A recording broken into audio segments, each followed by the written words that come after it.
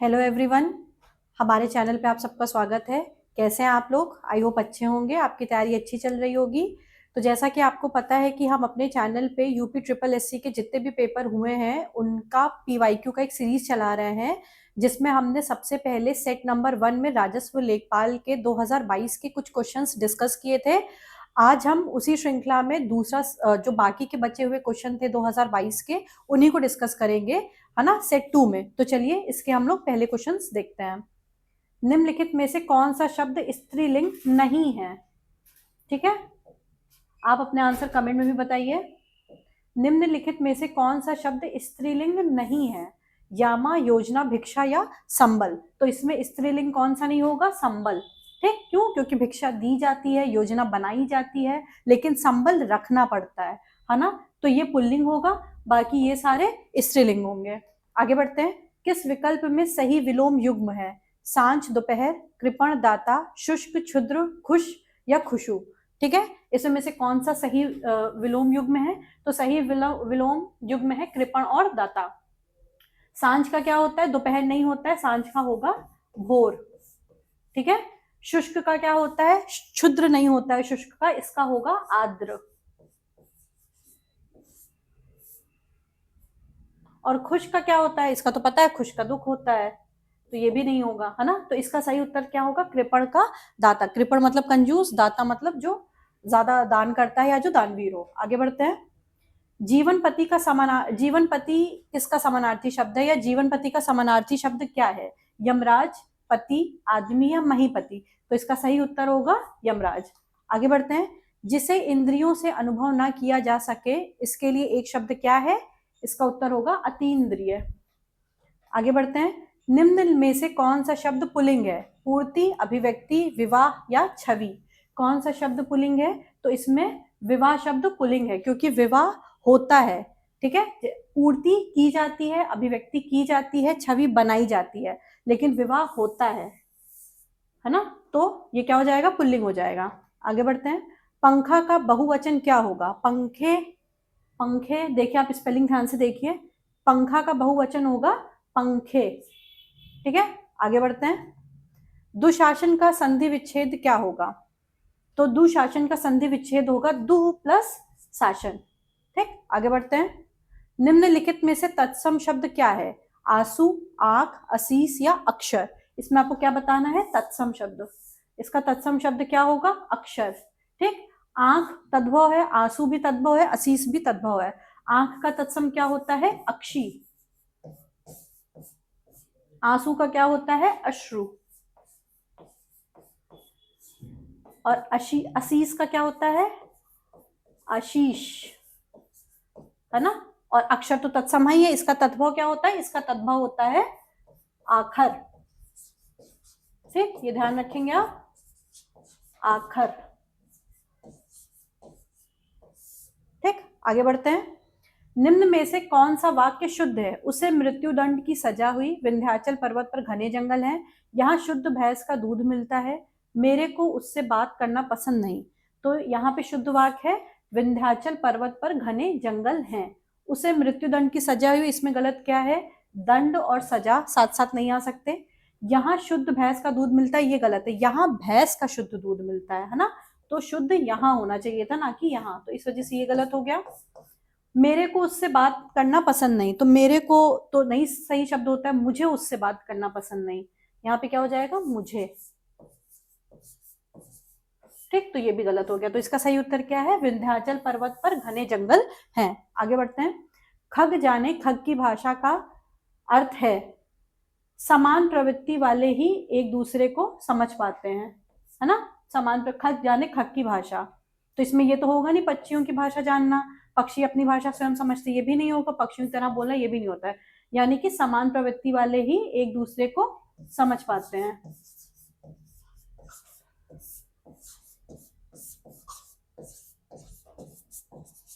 ठीक है, आगे बढ़ते हैं। हरि मोहन को रुपए देता है, इसमें जो रेखांकित है को, इसमें कौन सा कारक है? तो इसमें क्या है? संप्रदान कारक है। ठीक, बाकी हम जो हिंदी की और डिटेल क्लासेस चलाएंगे उसमें आपको कारक को डिटेल्स में पढ़ाया जाएगा। आगे बढ़ते हैं। अरुण शब्द के अनेकार्थी क्या हैं? अरुण का अनेकार्थी इसमें क्या है? सूर्य, गुलाबी, प्रातःकालीन सूर्य या सिंदूर, सिंदूर या आग, सूर्य या नवीन। तो अरुण का अनेकार्थी होगा प्रातःकालीन सूर्य और सिंदूर। आगे बढ़ते हैं। आज की सभा में अनेकों लोग उपस्थित थे, इस वाक्य में किस भाग में अशुद्धि है?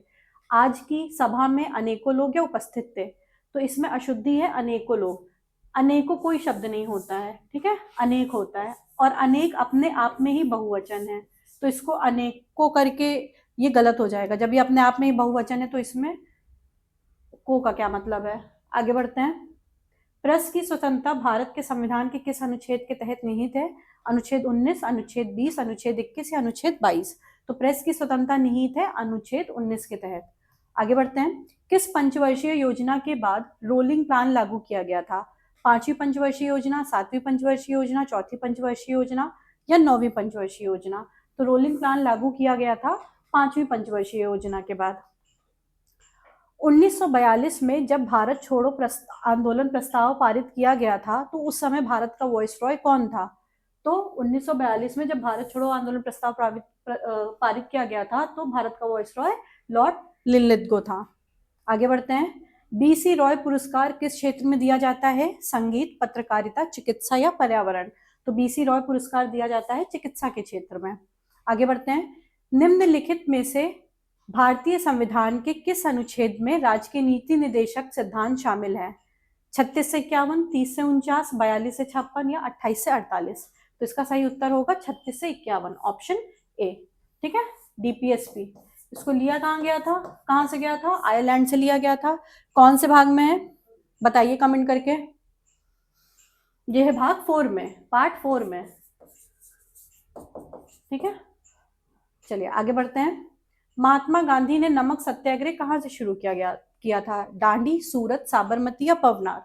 तो महात्मा गांधी ने नमक सत्याग्रह शुरू किया था साबरमती आश्रम से। ठीक, आगे बढ़ते हैं। ये देखिए, नमक सत्याग्रह की शुरुआत हुई थी 12 मार्च 1930 को साबरमती आश्रम, अहमदाबाद, गुजरात से। इसके बाद वे अपने अनुयायियों के साथ लगभग 240 मील यानी कि लगभग 300 किलोमीटर पैदल यात्रा करके दांडी गांव पहुंचे थे, और वहां से समुद्र से नमक बनाकर ब्रिटिश कानून का उल्लंघन किया था। समुद्र से नमक बना, वहां पे वो सही में जाके समुद्र से नमक नहीं बनाने लगे थे, वो बस एक प्रतीक था कि उन्होंने ऐसे नमक उठाया और वहां पे वो कानून टूटा हुआ माना गया, है ना। तो ये बस एक प्रतीक था, सही में वो वहां पे नमक नहीं बनाने लगे थे। आगे बढ़ते हैं। सती प्रथा को किसके द्वारा समाप्त किया गया? Lord Canning, Lord वेविल, Lord Curzon या लॉर्ड विलियम बेंटिक? तो सती प्रथा को समाप्त किया गया था लॉर्ड विलियम बेंटिक के द्वारा। देखिए, सती प्रथा को समाप्त करने का श्रेय लॉर्ड विलियम बेंटिक को जाता है। उन्होंने 1829 में बंगाल प्रेसिडेंसी में सती प्रथा को समाप्त करने का कानून पारित किया, और समाज सुधारक राजा राम मोहन राय ने इस प्रथा के खिलाफ जन जागरण और आंदोलन चलाया, जिससे कानून बनाने में मदद मिली। ब्रिटिश शासन के दौरान भारत की अधिकांश जनसंख्या जीविका के लिए किस क्षेत्र पर निर्भर थी? प्राथमिक क्षेत्र, द्वितीय क्षेत्र, तृतीय क्षेत्र, ठीक, या इन सभी क्षेत्रों में लगभग समान रूप से? तो ब्रिटिश शासन के दौरान भारत की अधिकांश जनसंख्या प्राथमिक क्षेत्र पर अपनी जीविका के लिए निर्भर थी। आगे बढ़ते हैं। ठीक है, ये देखिए, ब्रिटिश शासन के दौरान भारत की अधिकांश जनसंख्या जीविका के लिए प्राइमरी सेक्टर पर या प्राथमिक क्षेत्र पर निर्भर थी। उत्तर प्रदेश भारतीय संघ में कितने राज्यों के साथ अपनी सीमा साझा करता है? 6, 8, 9 या 11? तो इसका उत्तर क्या होगा? 9। देख लेते हैं डिटेल में इसको। देखिए, किससे किससे अपनी ये सीमा साझा करता है? उत्तराखंड से, राजस्थान से, मध्य प्रदेश से, छत्तीसगढ़ से, झारखंड, बिहार, हिमाचल प्रदेश, हरियाणा। और इसमें आप ये ध्यान रखेंगे कि अगर राज्यों का, टू बी वेरी प्रिसाइज, अगर राज्य देखे जाएं तो वो 8 है। इसमें एक दिल्ली है, यूनियन टेरिटरी, है ना। क्या हो जाएगा? दिल्ली। अब क्योंकि यहाँ पे जो आयोग ने उत्तर दिया था वो 9 ही दिया था, इसलिए हम इसका उत्तर 9 ही मानेंगे। ठीक, लेकिन अगर इसमें देखा जाए तो एक दिल्ली भी है जो कि केंद्र शासित प्रदेश है। आगे बढ़ते हैं। भारत सरकार की निम्नलिखित में से कौन सी योजना विधवाओं, वृद्धों, विकलांग लोगों को पेंशन के रूप में वित्तीय सहायता प्रदान करती है? भारत सरकार की निम्नलिखित में से कौन सी योजना विधवाओं, वृद्धों, विकलांग लोगों को पेंशन के रूप में वित्तीय सहायता प्रदान करती है? तो यह है NSAP। ठीक, नेशनल सोशल असिस्टेंट प्रोग्राम। ठीक, आगे बढ़ते हैं।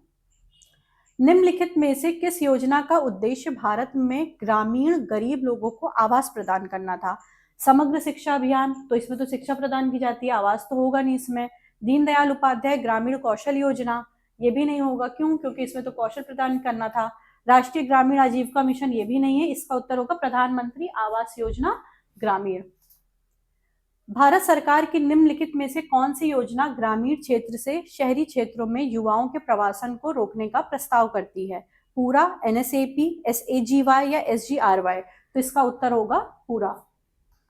देखिए, ग्रामीण क्षेत्रों से शहरी क्षेत्रों में युवाओं के प्रवासन को रोकने के लिए भारत सरकार की जो योजना है उसका नाम है पूरा। फुल फॉर्म क्या है इसका? Provision of urban amenities in rural areas, जिसका उद्देश्य है कि ग्रामीण क्षेत्रों में शहर जैसी सुविधाएं प्रदान करके जो वहां के युवा हैं उनको वहीं रोका जाए, ताकि उनका पलायन शहर की तरफ ना हो। आगे बढ़ते हैं। पंचायती राज प्रशिक्षण संस्थान उत्तर प्रदेश में निम्नलिखित में से किस स्थान पर स्थापित है? आगरा, प्रयागराज, लखनऊ या मेरठ? उत्तर प्रदेश में किस स्थान पर है? लखनऊ में ही है, ठीक। पंचायती राज प्रशिक्षण संस्थान। आगे बढ़ते हैं। देखिए, उत्तर प्रदेश में पंचायती राज प्रशिक्षण संस्थान लखनऊ में स्थापित है, जो पंचायती राज संस्थाओं के अधिकारियों और प्रतिनिधियों के प्रशिक्षण के लिए एक नोडल संस्थान है, जिसका उद्देश्य क्षमता निर्माण और जमीनी स्तर पर शासन में सुधार करना है, ठीक है। आगे बढ़ते हैं। निम्नलिखित में से कौन सी उत्तर प्रदेश द्वारा की गई स्वास्थ्य पहल है? उत्तर प्रदेश HMIS, ई सुविधा, ई निरामय या इनमें से कोई नहीं? तो इसका उत्तर क्या होगा? उत्तर प्रदेश HMIS, स्वास्थ्य प्रबंधन सूचना प्रणाली, ठीक। हेल्थ मैनेजमेंट इंफॉर्मेशन सिस्टम, ठीक, ये याद रखेंगे, हेल्थ मैनेजमेंट इंफॉर्मेशन सिस्टम। आगे बढ़ते हैं। उत्तर प्रदेश की ई स्वास्थ्य पहल उत्तर प्रदेश HMIS HIMSS स्वास्थ्य प्रबंधन सूचना प्रणाली है, जो स्वास्थ्य सेवाओं के बेहतर प्रबंधन और डेटा संग्रह के लिए प्रौद्योगिकी का उपयोग करती है। हालांकि ई सुविधा भी यूपी सरकार की एक पहल है जो नागरिक सेवाओं से जुड़ी है, लेकिन स्वास्थ्य क्षेत्र में मुख्य रूप से HIMSS का ही जिक्र होता है। ये भी है यूपी सरकार की, लेकिन इसका उद्देश्य ये नहीं है जो इसका है, ठीक है। आगे बढ़ते हैं। निम्नलिखित में से भारत सरकार की किस योजना का मुख्य उद्देश्य बालिकाओं की उत्तरजीविता को सुनिश्चित करना है? समग्र शिक्षा अभियान, ये समग्र होगा यहाँ पे, ठीक। समग्र शिक्षा अभियान, देखिए इसको लिख दे रहे हैं, समग्र शिक्षा अभियान।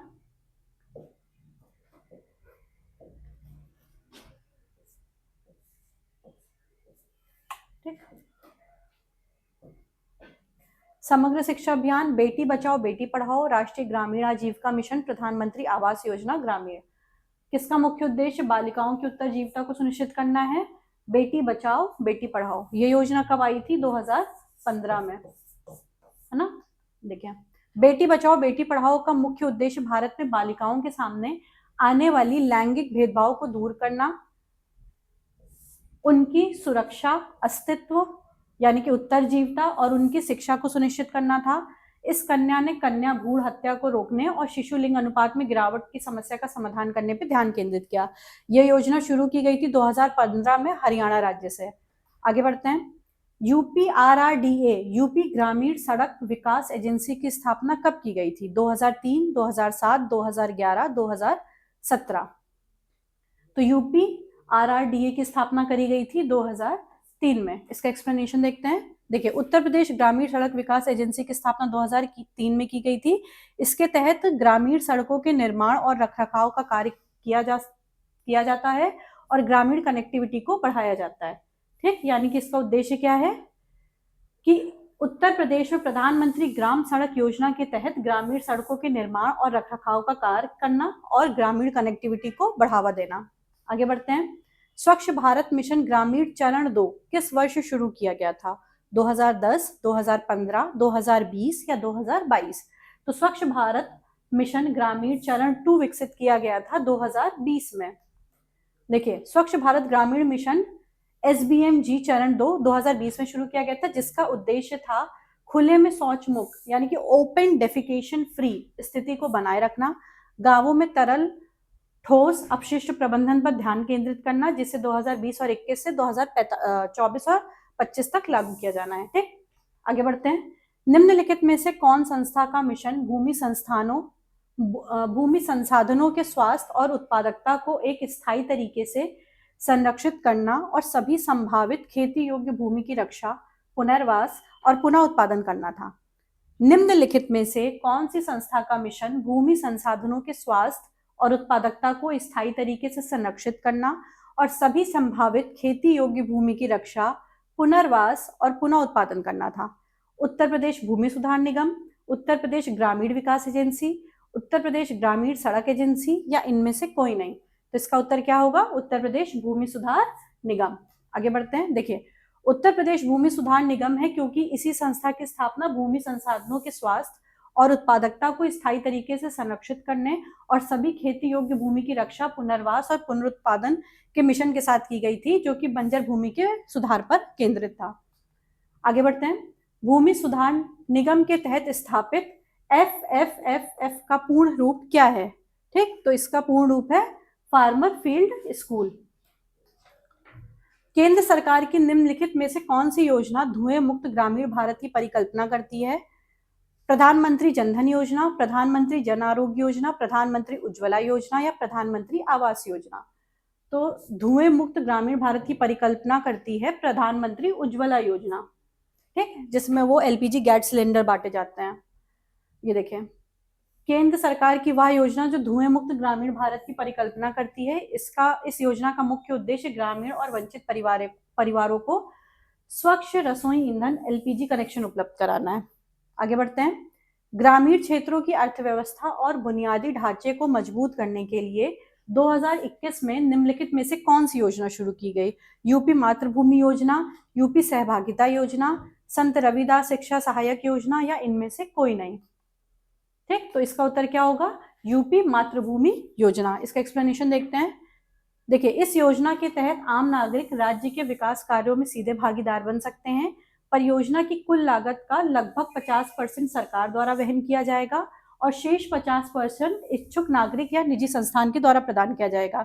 इसके बदले में परियोजना का नाम सहयोगी की इच्छा के अनुसार रखा जा सकता है। आगे बढ़ते हैं। निम्नलिखित में से कौन सी योजना दुर्व्यापार और व्यावसायिक विकास से संबंधित गतिविधियों के दुर्व्यापार की रोकथाम और बचाव, पुनर्वास और पुनर्एकीकरण के लिए है? ठीक, आप भी अपने जवाब कमेंट में बताइए।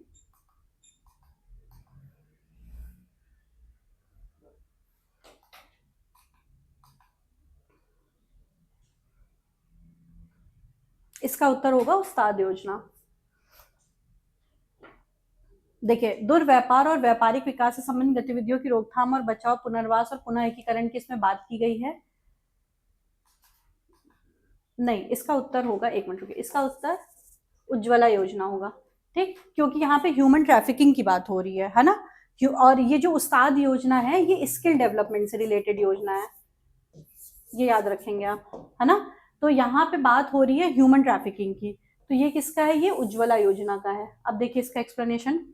देखिए, उज्ज्वला योजना भारत सरकार की एक प्रमुख योजना है जिसका उद्देश्य है मानव तस्करी की रोकथाम, पीड़ित महिलाओं और बच्चों का बचाव, पुनर्वास यानी कि रिहेबिलिटेशन और पुनः एकीकरण री इंटीग्रेशन सुनिश्चित करना, और इसे महिला और बाल विकास मंत्रालय द्वारा संचालित किया जाता है। ठीक है, आगे बढ़ते हैं। निम्नलिखित में से कौन सी योजना हमारे देश की पारंपरिक कलाओं, शिल्पों के संरक्षण और अल्पसंख्यक समुदाय के पारंपरिक कारीगरों और शिल्पकारों की क्षमता के निर्माण के लिए, है ना, देखिए स्किल निर्माण के लिए है? ठीक, तो इसका उत्तर होगा उस्ताद योजना। फिर से पढ़ लेते एक बार। निम्नलिखित में से कौन सी योजना हमारे देश की पारंपरिक कलाओं, शिल्पों के संरक्षण और अल्पसंख्यक समुदाय के पारंपरिक कारीगरों और शिल्पकारों की क्षमता निर्माण के लिए है? क्या होगा? उस्ताद योजना। देखिए, क्योंकि ये उस्ताद योजना है क्योंकि यह योजना अल्पसंख्यक समुदाय के पारंपरिक कला, शिल्प को संरक्षित करने और कारीगरों के कौशल विकास के लिए शुरू की गई है। आगे बढ़ते हैं। निम्नलिखित में से कौन सी योजना गैर कृषि गतिविधियों में महिलाओं के उद्यमशीलता कौशल के विकास के माध्यम से महिलाओं के आर्थिक सशक्तिकरण को प्रोत्साहित करती है? ठीक, ट्रेड योजना, स्फूर्ति योजना, उस्ताद योजना या PMEGP? तो इसका उत्तर होगा ट्रेड योजना। देखिए, गैर कृषि गतिविधियों में महिलाओं के उद्यमिता कौशल के विकास के माध्यम से उन्हें आर्थिक रूप से सशक्त बनाने के लिए ट्रेड योजना लाई गई है, जिसका फुल फॉर्म क्या है? Trade related entrepreneurship assistance and development, है ना। क्योंकि ये विशेष रूप से महिलाओं को ये ध्यान रखेंगे आप। कृषि क्षेत्र नहीं, गैर कृषि क्षेत्र में उद्यमी बनाने के लिए प्रशिक्षण और सहायता प्रदान करती है। ठीक है, क्या फुल फॉर्म इसका? Trade related entrepreneurship assistance and development. गैर कृषि क्षेत्र में महिलाओं को उद्यमी बनाने के लिए प्रशिक्षण और सहायता प्रदान करती है। ठीक, आगे बढ़ते हैं। निम्नलिखित में से कौन सा मंत्रालय या विभाग आजीविका, राष्ट्रीय आजीविका मिशन को संभालता है? ठीक, सामाजिक न्याय और अधिकारिता मंत्रालय, ग्रामीण विकास मंत्रालय, लघु और मध्यम उद्यम मंत्रालय, स्वास्थ्य और परिवार कल्याण मंत्रालय। कौन सा विभाग आजीविका, राष्ट्रीय आजीविका मिशन को संभालता है? इसका उत्तर होगा ग्रामीण विकास मंत्रालय। ठीक, राष्ट्रीय आजीविका मिशन को संभालता है। आगे बढ़ते हैं। सौर फोटोवोल्टिक सिंचाई पंप योजना के तहत छोटे और सीमांत किसान केंद्र सरकार की सब्सिडी के अलावा 1800 what 2 HP surface solar pump के लिए कितने अनुदान के पात्र हैं?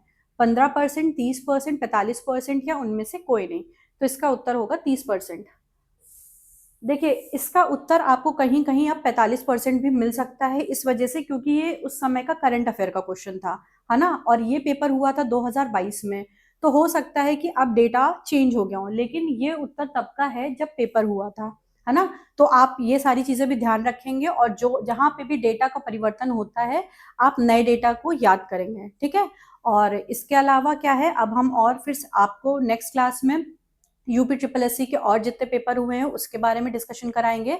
आज के लिए इतना ही। Thank you very much.